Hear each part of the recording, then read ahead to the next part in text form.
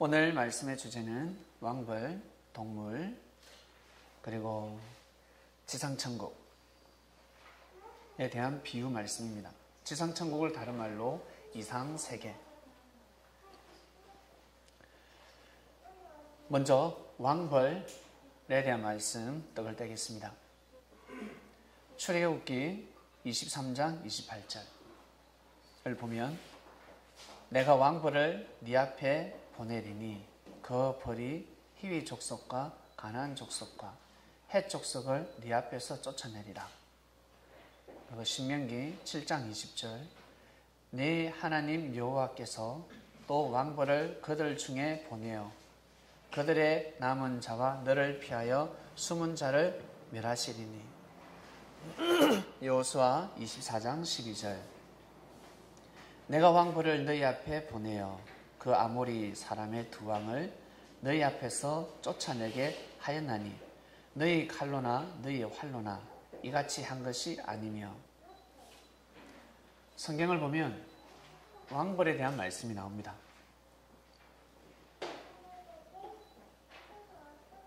하나님께서 모세에게 그리고 여호수아에게 말씀을 하셨습니다.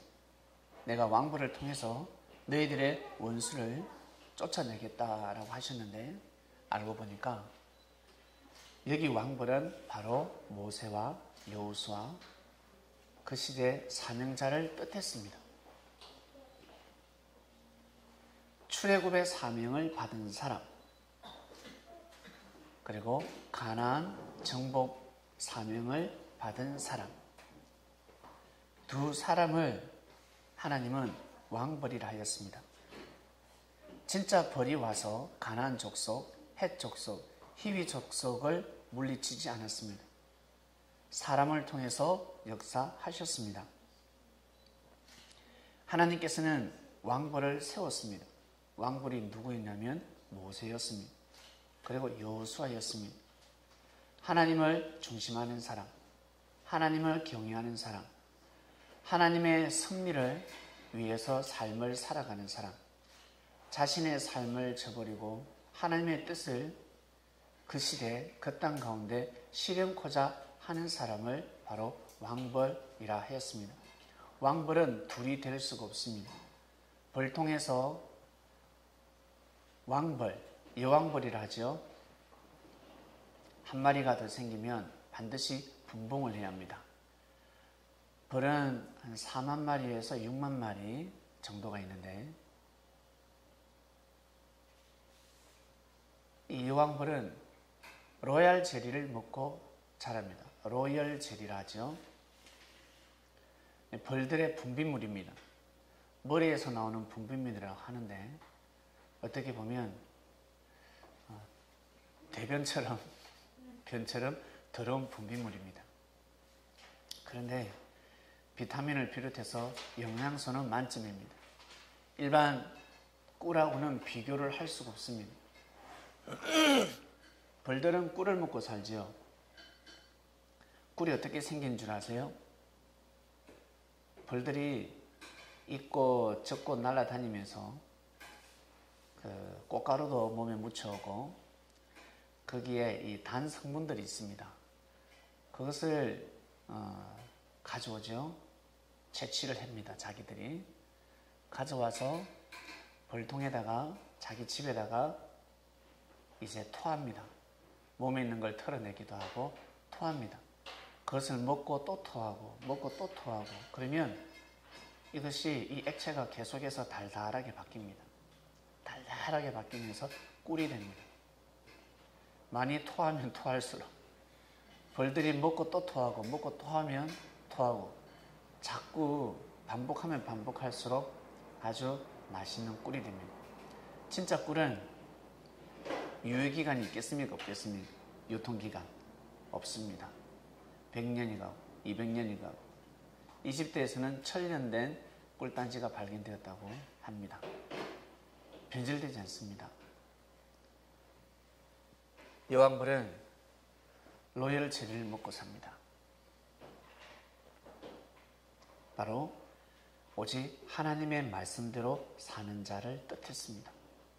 그리고 생물 중에서 제일 완전한 조직, 조직력이 제일 좋은 조직, 바로 꿀벌 조직입니다. 벌 조직입니다. 왕벌 조직입니다. 벌 조직이 상당히 견고합니다. 그리고 벌은 노는 벌이 없습니다. 일벌들, 벌들이 꿀을 채취하기 위해서 심리를 날아다닌다 하지 않습니까? 그 조그마한 벌이 쉴 새 없이 계속해서 날아다닙니다. 쉬지를 않습니다. 해만 뜨면 날아가고 해만 지면 들어옵니다. 수없이 반복해서 일을 합니다. 수명이 몇 달밖에 되지 않기 때문에 그 사는 날 동안 부지런히 꿀을 떨어다닙니다. 벌은 사람에게 큰 이익을 줍니다. 지구촌에 벌이 없으면 사람이 살 수 없다라는 말도 있습니다. 벌이 존재하지 못하면 사람은 죽을 수밖에 없다. 왜냐하면 벌은 만물을 먹고 살기 때문에, 꽃가루, 꽃, 아름다움을 먹고 살기 때문에 벌이 없으면 이제 만물이 죽어가는 것이죠. 만물이 죽으면 사람이 살 수가 없습니다. 만물이 오염되지 않아야 벌이 살 수가 있습니다. 벌이 존재할 수가 있습니다.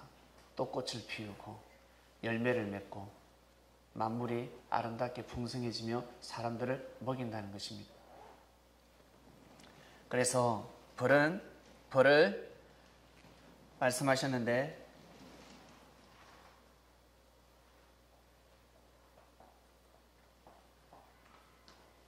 왕벌을 그 시대 사명자를 뜻했습니다. 이 왕벌은 오직 하나님의 말씀을 먹고 사는 자, 왕벌. 하나님의 말씀대로 사는 사람. 출애굽의 사명을 하기는 상당히 어려웠습니다. 우리가 보기에는 출애굽의 사명을 믿기가 쉬웠을 것 같다. 하나님이 나타나셨으니까.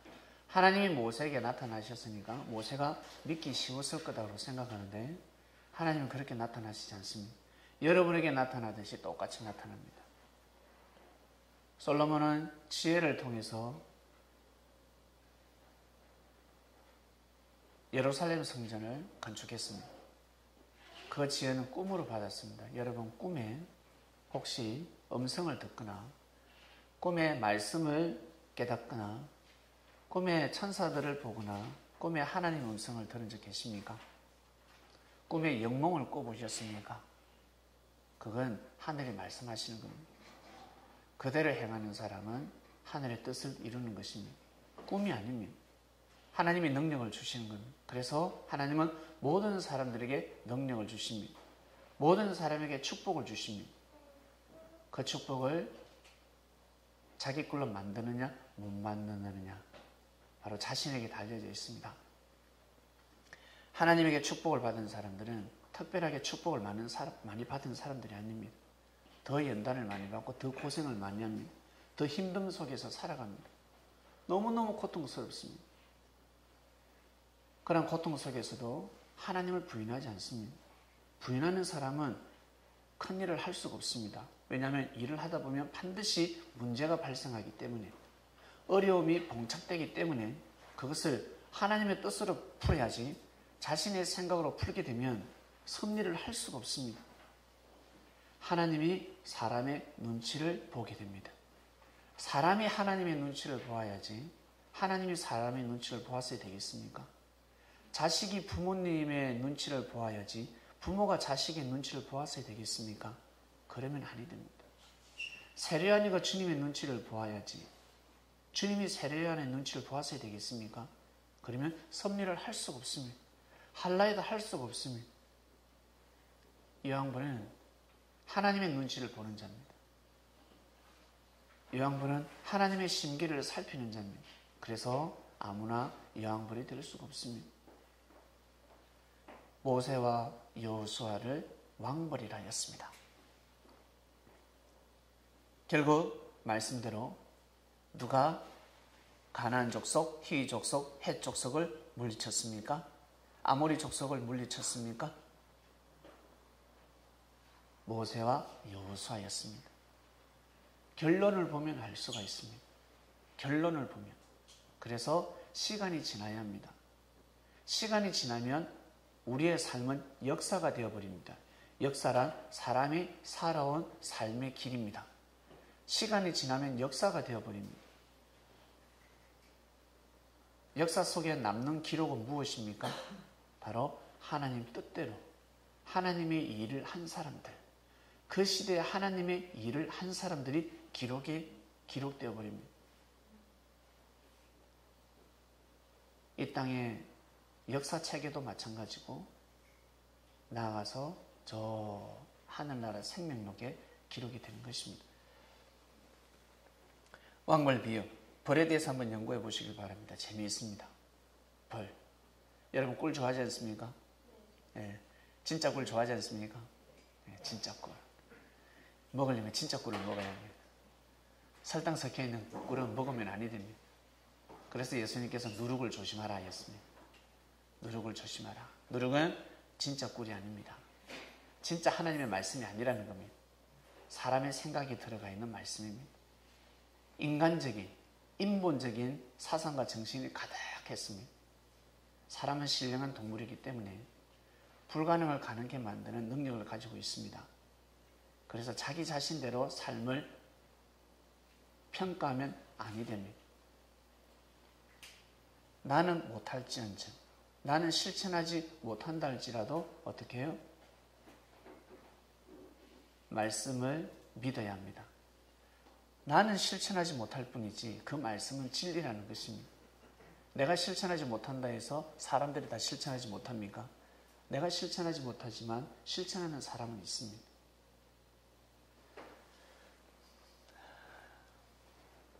여러분들 삶 가운데 각자의 위치에서 왕벌 같은 삶을 살아가시길 바랍니다. 섭리를 만난 사람들은 왕벌 같은 삶을 살아갈 수가 있습니다. 여러분 각자 위치에서 진리가 너희를 자유케 하리니, 자유롭지 않습니까? 구속되어 있습니까? 누가 구속하고 있습니까?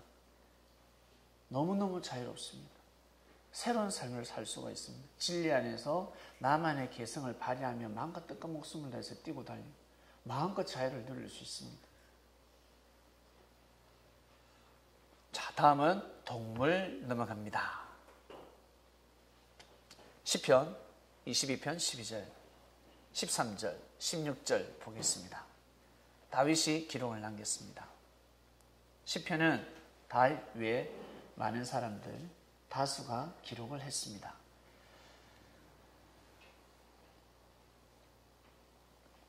많은 황소가 나를 애워싸며 바산의 힘센 소들이 나를 둘렀으며. 다윗은 사울뿐만 아니라 많은 자들에게 고통을 당한 적이 있습니다. 바산의 힘센 소들, 황소들이 다윗을 죽이려고 했습니다. 이게 진짜 황소겠습니까? 다윗은 황소를 이길 수 있는 능력을 가지고 있었습니다. 진짜 소가 아니라 바로 민족이겠죠. 황소들. 다윗을 죽이려고 하는 민족들이었습니다. 그리고 13절, 내게 그 입을 벌림이 찢고 부르짖는 사자 같으니.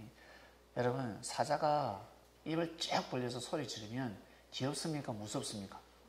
무서워요. 무서웠습니다. 다윗을 죽이고자 했습니다. 그리고 16절, 개들이 나를 애워쌌으며 악한 무리가 나를 둘러 내 수족을 찔렀나이다. 개들이 둘러쌌습니다. 혹시 여러분 산책을 할 때 개가 여러분을 둘러싼 적이 있습니까? 한 마리가 쫓아와도 불안하고 무섭습니다. 그런데 둘러쌌습니다. 애완견이 아니라 사냥개들, 사람을 죽이는 사냥개들이 둘러쌌습니다. 얼마나 무섭겠습니까? 다윗은 이러한 삶을 살아갔습니다. 그래서 훗날 과거를 회상하며 시편을 남겼습니다. 한마디로 잠언이지요. 잠언. 이것이 결국 시편이 되었습니다. 시를 잘 적었습니다. 여러분 혹시 시 적는 사람이 있습니까? 시. 지혜를 받아서 매주 말씀 주제에 따라서 시를 한번 적어 보시길 바랍니다. 말씀을 쭉 듣고 나면 시가 나올 겁니다. 매주마다 시를 한 절 적으면 1년이면 40편이 넘습니다. 예, 귀한 시집이 될 겁니다. 사람들이 아마 깜짝 놀랄걸요. 도대체 이것이 이 사람의 머리에서 나왔단 말인가? 야, 네가 정말 이 시를 적었단 말이냐? 사람들이 놀랄 겁니다. 말씀을 중심해서 시를 쫙 읊으면 기가 막힌 시편이 됩니다. 요한계시록 22장 15절입니다. 개들과 술사들과 행음자들과 살인자들과 우상숭배자들과 및 거짓말을 좋아하며 지어내는 자마다 성 밖에 있으리라. 개들이 성 밖에 있답니다. 하나님의 주관권 밖에. 천국에서 쫓겨난다 했습니다. 진짜 개가 아니죠. 개. 여기서 개는 안 좋은 것을 의미합니다. 개가 안 좋은 것이 무엇입니까? 개가 주인을 몹니다. 미치면 주인을 몹니다. 주인을 물어버립니다. 그리고 토한 것을 먹지요. 토한 것을 먹습니다. 어떨 때는 똥도 먹습니다. 예, 더럽고 지저분합니다. 거짓말을 하고 우상 숭배하는 자들, 이런 자들을 개라고 표현했습니다. 성 밖에 있는다 했습니다. 육을 쓴 자들은 섭리 주관권에 들어올 수 없고, 그리고 영적으로는 하나님 곁에 갈 수가 없습니다. 그래서 예수님이 다시 말씀하셨는데, 마태복음 7장 6절, 거룩한 것을 개에게 주지 말며 너희 진주를 돼지 앞에 던지지 말라. 그들이 그것을 발로 밟고 돌이켜 너희를 찢어 상하게 할까 염려하라. 거룩한 것을 개에게 줄 수가 없습니다. 진주를 돼지 앞에 던질 수가 없습니다.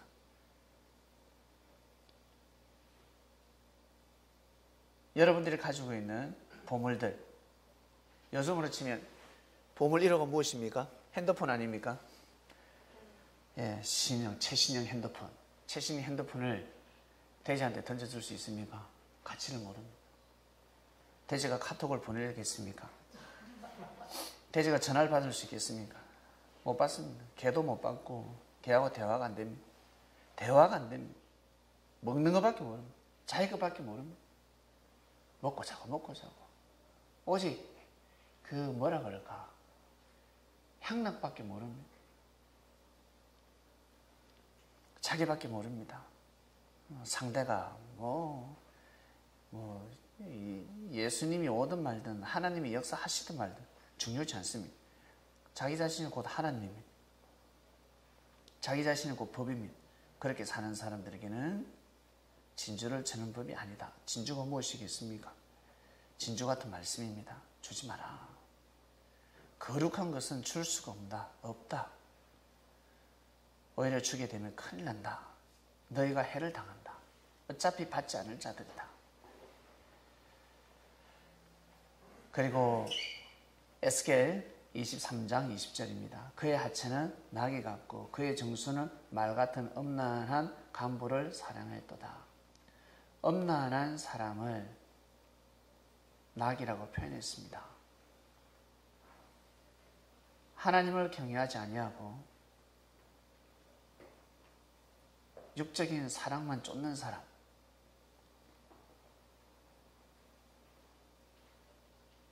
엄란하다 했습니다. 나귀같이 엄란하다 라고 하였습니다. 그리고 아가서 2장 9절, 나의 사랑하는 자는 노루와 같고 사랑하는 자를 노루라 하였습니다. 혹시 사랑하는 자를 돼지라고 표현하십니까? 저 개다 개 하겠습니까? 사랑하는 자를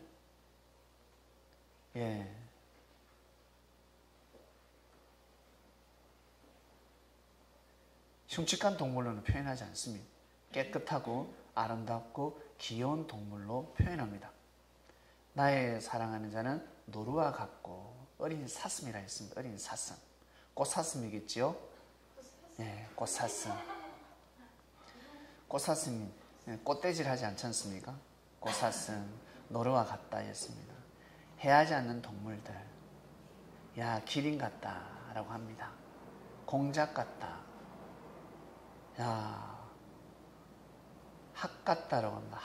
학 같다. 너무 아름답다 라고 합니다. 여기에서 이 노루나 이 사슴들 사랑하는 자를 표현했습니다. 사랑하는 자를. 해하지 아니하니까, 물어뜯지 아니하니까 착한 동물로 표현했습니다. 에스겔 13장 4절입니다. 이스라엘아, 너의 선지자들은 황무지에 있는 여우 같으니라. 에스겔 선지자 외에 이스라엘에 많은 선지자들이 있었는데 이 선지자들은 진짜 선지자가 아니었습니다.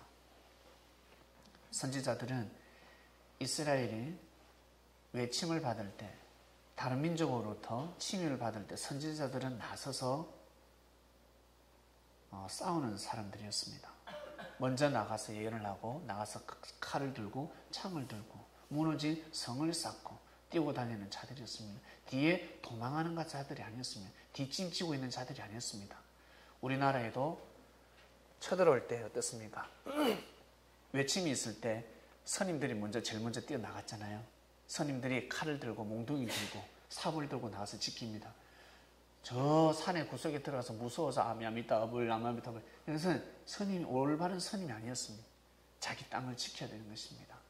사랑해라, 자비를 베풀라, 똑딱똑딱 똑딱똑딱. 그런 사람은 선임이 아니었습니다. 목숨 걸고 나가는 겁니다. 이 땅을 지키기 위해서.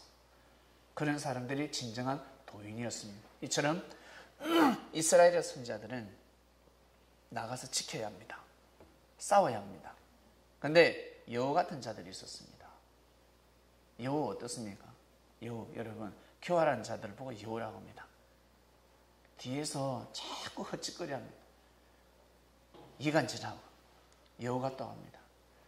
특히 우리 여성들 보고 뒤에서 이간질하고 험담하고 자꾸 어떻게 싸움을 붙이고 헐뜯는 여인 보고 뭐라고 합니까? 여우 같은 년. 앞에서는 싹 웃습니다. 앞에서는 아무렇지도 않은 것처럼 뒤에서 헐뜯고 있습니다. 이간질을 시킵니다. 그리고 거짓말까지 합니다. 여우라고 표현합니다. 이렇게 성경에는 사람을 동물로 비유했습니다. 동물로. 하나님이 진짜 사람을 가지고 동물을 가지고 섭리할 수 있겠습니까? 없습니다. 왜냐하면 동물은 흙으로 돌아가기 위해 창조되었습니다. 역사를 할 수가 없습니다. 흙으로 돌아가는 존재들이기 때문에 이미 이 땅에서는 흙으로 돌아가는 존재로 창조되었기 때문에 하나님은 개입하지 않습니다.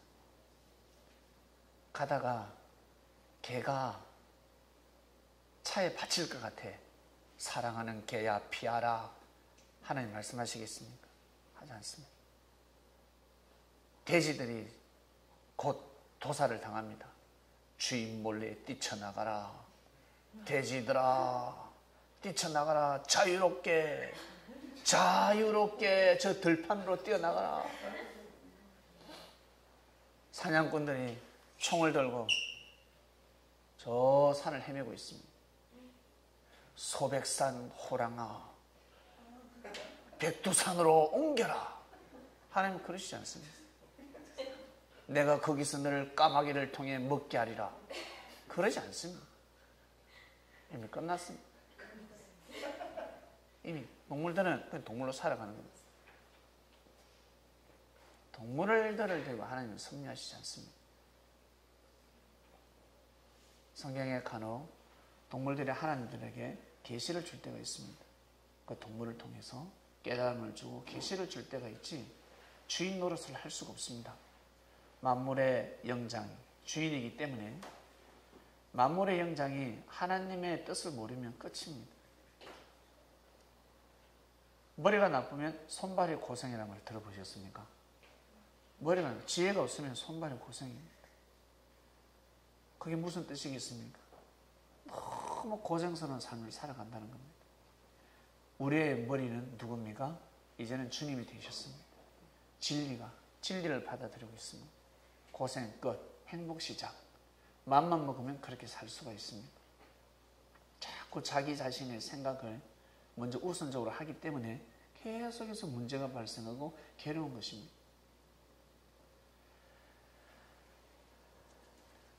자, 이렇게 해서 성경에는 수많은 동물을 말씀하시는데 알고 보니까 동물이 진짜 동물이 아니라 뭐였습니까? 사람이었습니다. 사람. 자, 이제 배웠으니까 본론으로 들어갑니다. 이사야 11장 들어갑니다. 나무 비유도 배웠으니까 여러분 푸셔야 됩니다. 이사야 11장 1절 이새의 줄기에서 한 싹이 나며 그 뿌리에서 한 가지가 나서 결실할 것이요 이새의 줄기에서 한 싹이 난답니다. 이새라는 나무가 있지요. 진짜 나무가 아니라 이새라는 사람이 있었습니다. 아브라함의 혈통입니다. 다윗의 아버지였습니다. 이새의 줄기에서 한 싹이 나며 그 뿔에서 한 가지가 나서 결실할 것이요 그 위에 여호와의 영, 곧 지혜, 총명, 모략, 재능, 지식, 여호와를 경외하는 영이 강림한다 하였습니다. 뿌리에서 한 가지가 나고 결실한다 했는데 나무 위에 임하는 것이 아니라 이새의 가문에서 난다는 뜻입니다.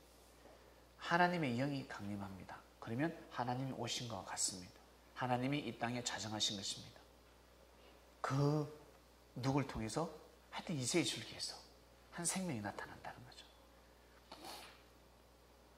하나님의 지혜, 총명, 모략, 재능, 지식, 하나님을 경외하는 영 강림한다 했습니다. 놀라운 일입니다. 그러면 그가 여호와를 경외함으로 즐거움을 삼습니다. 그의 눈에 보이는 대로 심판치 아니하며 그의 귀에 들리는 대로 판단치 아니합니다.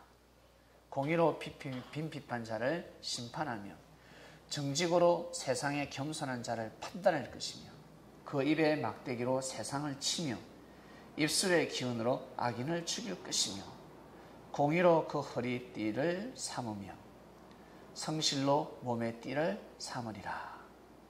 네, 하나님의 영이 강림하면 이 정도는 돼야 되지 않겠습니까? 하나님의 영이 강림하면 야, 세상에 이사야 선지자 엄청난 예언을 하셨다. 놀랍네. 이새 줄기에서 이런 역사가 일어나는구나 라고 믿고 있었습니다.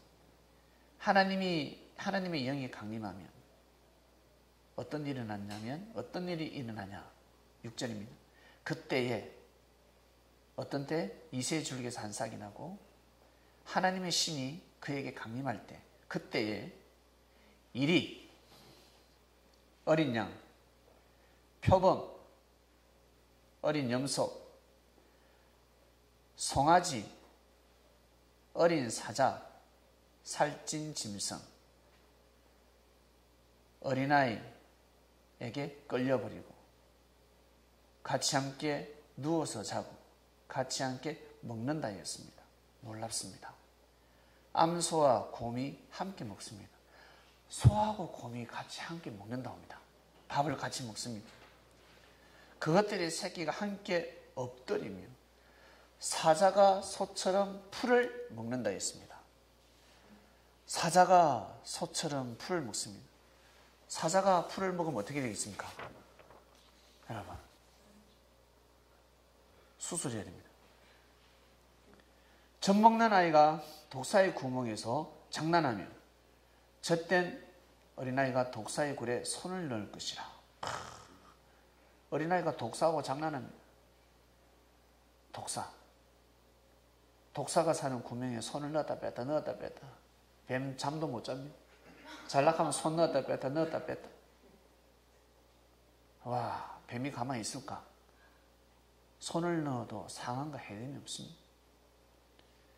나의 거룩한 산, 모든 곳에서 나의 거룩한 산이 어디겠습니까? 바로 섭리사, 에덴 동산, 거룩한 산.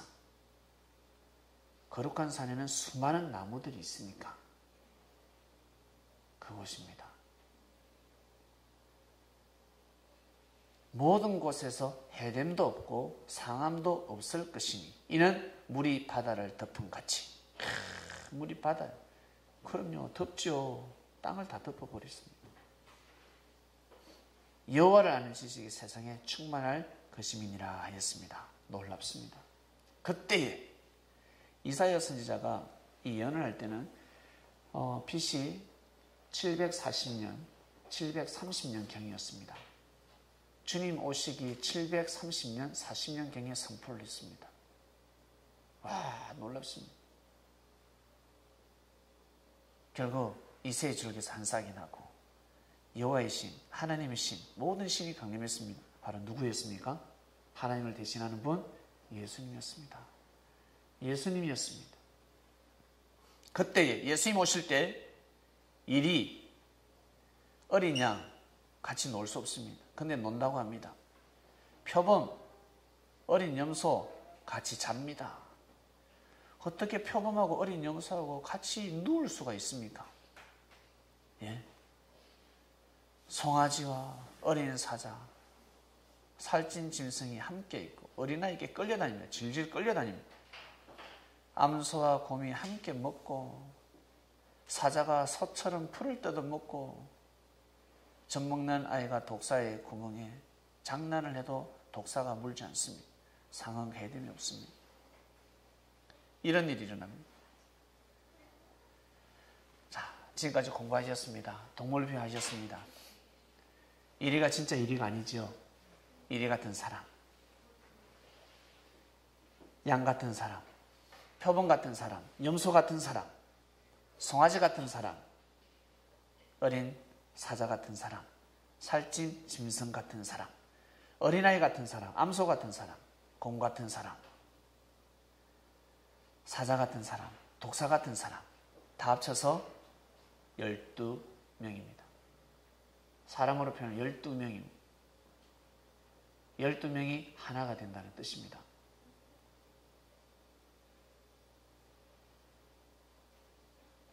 이스라엘에는 12지파가 있습니다. 이스라엘 12지파가 있는데 이 12지파가 누구로부터 파생됐습니까? 아브라함, 이삭, 야곱의 혈통입니다. 야곱에게는 12아들이 있었습니다. 그리고 요셉의 아들, 즉 야곱의 손자, 이들을 통해서 12지파가 형성이 되었습니다. 창세기 한번 보실까요? 창세기 49장에 보면 야곱이가 죽기 전에 축복 기도를 해주는데 49장 9절 유다는 사자새끼 같다 했습니다. 사자새끼로다. 14절 이사갈은 낙이 같다. 17절 다는 뱀 같다. 21절 납달리는 암사슴 같다. 그리고 27절 베냐민은 물어뜯는 일이다. 동물로 비유를 했고 나머지 자녀들은 아들들에게는 다른 용어로 비유를 했습니다. 결국 이스라엘은 12지파가 있었는데 이 12지파는 야곱의 아들을 야곱의 후손을 통해서 파생되었습니다. 그때에 동물들이 어린아이를 중심해서 동물들이 하나가 된다 했는데 이 뜻이 무엇이냐면 이스라엘 12지파가 하나가 되어야 된다는 뜻입니다. 이스라엘 12지파가 하나가 될 수가 없었습니다. 지파에서 선포하는 말씀들이 있었으니까. 여러분, 우리나라에는 동양에는 12띠가 있습니다. 진사, 오미, 자축, 인묘, 진사, 오미, 신유, 수레 12지간이 있습니다. 쥐띠, 소띠, 범띠, 토끼띠, 용띠, 뱀띠, 말띠, 양띠, 원숭이띠, 닭띠, 개띠, 돼지띠 이렇게 12지간이 있습니다. 이들이 하나가 될 수 있다고 생각하십니까? 하나 될 수 있겠습니까? 될 수 없습니다. 다 자기가 옳다고 합니다. 자기 생각대로 살아갑니다. 예수님 시대 때 예수님 12제자가 하나가 될 수 있었겠습니까? 그들끼리는 하나가 될 수 없었습니다. 원래 하나 안 되는 자들이었습니다. 손발이 맞지 않았습니다. 그런데 어린 양 예수님을 만남으로 인해서 이들은 하나가 되었습니다. 자신의 생각, 자신의 뜻을 뒤로하고 자신의 목적을 뒤로하고 하나님의 섭리를 최우선시했습니다. 모두 다 장가가기 바빴고 시집가기 바빴고 이것은 남자가 연애하기 바빴고 여자가 연애하기 바빴다는 겁니다. 지금하고 똑같습니다. 연애하기 바빴습니다. 하나님의 섭리가 도래도 아무런 상관이 없습니다. 그리고 돈 벌기 바빴습니다. 먹고 살기 바빴습니다. 먹고 살아야 하니까. 나는 잘 되면 주님을 쫓을 거야. 나는 섭리를 뜰 거야. 잘 되는 일 없습니다. 상대가 보기에는 잘 되는 것 같지만 그 사람은 평생 쪼달리면서 살아갑니다. 여유가 없습니다. 할 일이 너무 많으니까 나는 일 좀 많이 해놓고 여유가 있으면 섭리를 띄겠다. 절대 뛸 수 없습니다. 바쁜 가운데 뛰는 겁니다. 힘들고 어려울 때 뛰는 겁니다. 그때는 순간적으로 지나갑니다. 이들은 몰랐습니다. 예수님을 몰랐습니다. 예수님에 대한 가치를 몰랐습니다. 예수님이 진짜 그리스도 메시아라는 것을 깨닫게 되면 시집, 장가 함부로 갈 수 있겠습니까? 못 갑니다. 절대 갈 수가 없습니다. 사업도 함부로 할 수 없습니다. 못합니다. 자기 생각대로 살 수가 없습니다. 예수님이 그리스도 메시아라는 걸 몰랐기 때문에 살아가는 거예요. 똑같이 살아가는 거예요. 자기 스타일대로 그대로 가는 겁니다. 아멘 하지만 똑같습니다. 예수님 앞에 서면 아멘 할 뿐입니다. 근데 살아가는 건 똑같습니다. 그 스타일은 바뀔 수가 없습니다. 나중에 나는 바뀔 거야. 나중에 절대 바뀌지 않습니다. 주님을 만나서 바뀌지 않으면 더 이상 바뀔 재간이 없습니다. 못 바뀝니다.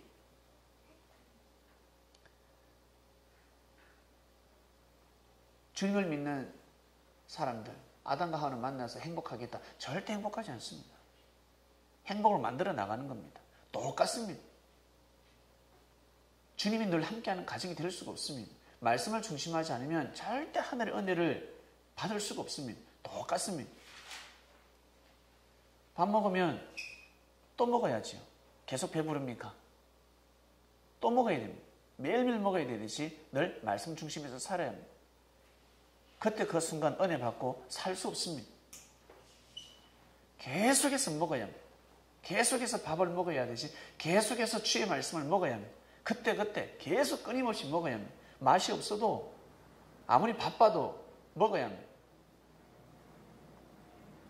죽기 일보 직전입니다. 식음을 전폐하고 있습니다. 그래도 먹어야 산다라고 하지 않습니다. 먹어야 살 수가 있습니다. 먹어야 하나님의 뜻을 이룰 수가 있습니다. 이스라엘 백성들은 예수님을 받아들이지 못했습니다. 이스라엘 12지파가 예수님 앞에서 무릎을 꿇어야 하는데 꿇지 못했습니다. 이스라엘 12지파 제사장들이 바리새인들이 바라고 원하는 뜻이 무엇이었겠습니까? 진정 무슨 뜻을 이루고자 했겠습니까? 무엇이겠습니까? 자신들의 뜻입니까? 아니면 하나님의 뜻입니까? 하나님의 뜻이잖아요. 하나님의 뜻을 이루기 위해서는 반드시 예수님을 모셔야 합니다. 예수님을 모시지 않고서는 하나님의 뜻을 이룰 수가 없습니다. 10%도 이룰 수 없습니다. 못 이룹니다. 10의 1조도 이룰 수가 없습니다.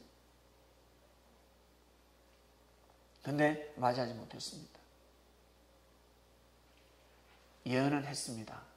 그때 이런 일이 일어날 것이다 라고 예언을 했는데 하나님은 약속하셨는데 사람들이 약속을 지키지 못하는 겁니다.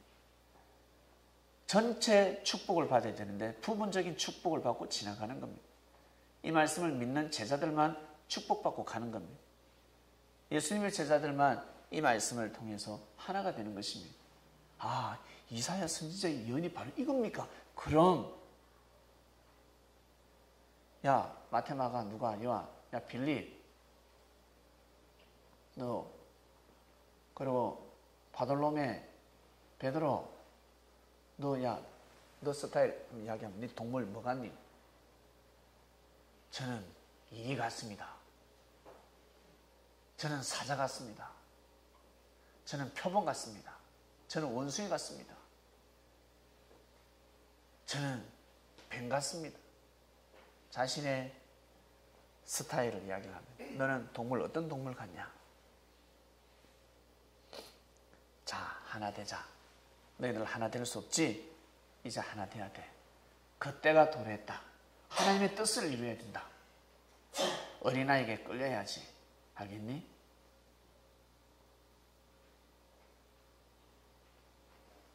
네. 예수님도 2세 줄기에서 나셨습니다. 나를 중심해서 하나 되도록 하라. 나를 중심해서 다 하나 되자. 하나님을 경외하자. 이사야 11장 6절에서 8절 나오는 이 동물과 어린아이는 진짜 동물이 아닙니다. 진짜 어린아이가 아니라는 겁니다. 사람입니다. 사람. 이스라엘 12지파를 뜻했습니다. 그리고 지금 이 시대는 12지파뿐만 아니라 이스라엘 12지파가 하나가 되어야 될 것이고 우리는 12지간이 하나 되어야 됩니다. 12지간이 안 들어가는 사람 있습니까? 다 들어가잖아요. 하나 되어야 됩니다. 사람들 사주 볼 때 이야기하죠. 결혼할 때 야, 안 맞다. 띠가 안 맞다. 너희들이 상극이다. 상극. 결혼하지 마. 이야기합니다. 근데 주님을 만나서 믿음을 세우면 그 아담과 하와는 결혼해서 잘 살 수가 있습니다.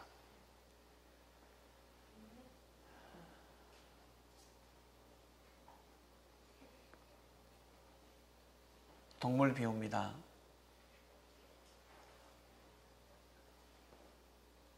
사람을 동물로 비유하셨습니다.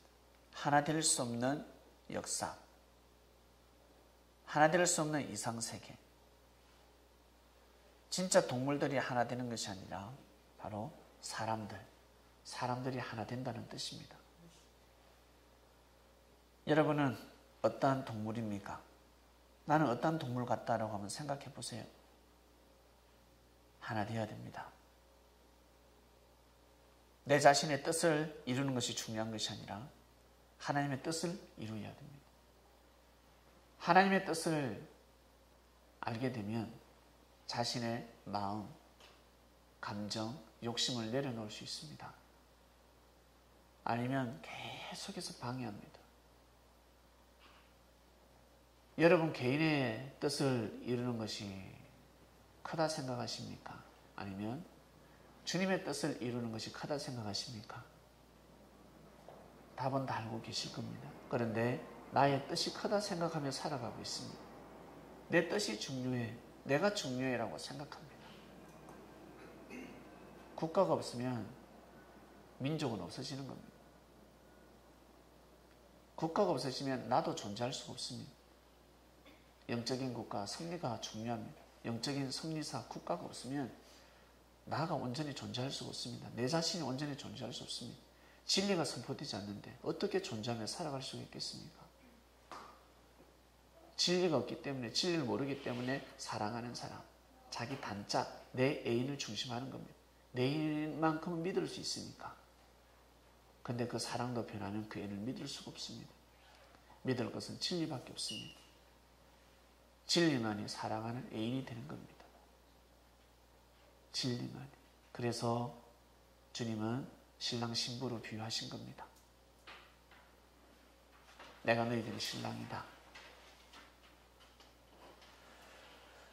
오늘 말씀 왕벌, 동물, 그리고 지상천국. 동물들이 하나 된다고 하였습니다. 이상세계가 일어난다 했습니다. 이상세계가 일어나면 바로 이 땅은 지상천국입니다. 자, 우리 창명교회 그리고 여러분이 살아가는 사람들, 어울리는 사람들끼리 하나가 되려면, 이상세계를 이루려면 반드시 그때를 맞이해야 됩니다. 그래야 자신의 생각을 내려놓을 수 있습니다. 그래서 하늘은 섭리하시는 겁니다. 여러분의 생각을 꺾을 사람은 아무도 없습니다. 부모도 못 꺾는데 누가 꺾겠습니까? 못 꺾습니다. 여러분을 낳아준 부모도 여러분을 못 꺾는데, 꺾이지 않는데 누가 꺾겠습니까? 부모가 생명 그 자체지 않습니까? 사랑하는 사람이 크게 보이십니까? 부모보다 나을 수가 없습니다. 부모보다는 나중에 가보면 합니다. 나중에 살다 보면 부모보다 큰 자는 아무도 없습니다. 부모가 부모 구실을 못할 뿐이지, 시간이 지나면 사랑하는 사람이 아무리 잘해줘도 정상적인 부모가 해준 것은 사랑을 따라갈 수가 없습니다. 못난 부모는 잘못됐지만 정상적인 부모들은 그 부모를, 그 사랑하는 애인이 아무리 잘해줘도 부모의 사랑을 능가할 수가 없습니다. 그걸 모르고 살아갑니다. 영적인 부모, 여러분, 하나님과 성령의 주님을 잘 모시길 바랍니다. 왕벌, 동물, 그리고 지상천국에 대한 말씀 떡을 뗐습니다. 기도하고 마치겠습니다. 하나님 아버지 감사합니다. 정말 감사합니다. 오늘 말씀은 왕벌과 동물과 이 땅에서 지상천국이 어떻게 일어날 것인지를 공부했습니다. 하나님은 전지전능하시기 때문에 왕벌을 보내서 심판하시고 동물들을 하나 되게 만드는 놀라운 전지전능하신 분이라는 믿음이 아니라, 비유였구나, 우리를 두고 하시는 말씀이었구나, 나를 두고 하시는 말씀이었구나, 내가 이 예언에 동참해야 되겠다, 이 뜻에 동참해야지, 내가 상황과 해됨이 없는 곳에서 나의 생각을 내려놓고 진리를 중심한 삶을 살아야 되겠구나. 이 말씀을 믿는 자들은, 성경에 예언된 말씀을 이루는 자들이요, 말씀은 말씀이고 내 삶은 내 삶이다라고 하는 사람들은 하나님의 뜻을 이룰 수가 없습니다. 이 말씀을 듣는 생명들은 모두 다 하나님의 뜻에 동참하는 위대한 삶을 살 수 있도록 주님 축복하여 주시옵소서. 하나 될 수 없는 동물들이 하나 된다 했습니다. 언제? 그때 섭리가 도래했을 때. 왜? 주님이 직접 역사하시기 때문에 가능한 일입니다. 창명교회가 상황과 해됨이 없는 곳이 될 수 있도록 은혜를 베풀어 주시옵소서. 감사함을 드리며 사랑하는 주님의 이름으로 기도드립니다. 아멘.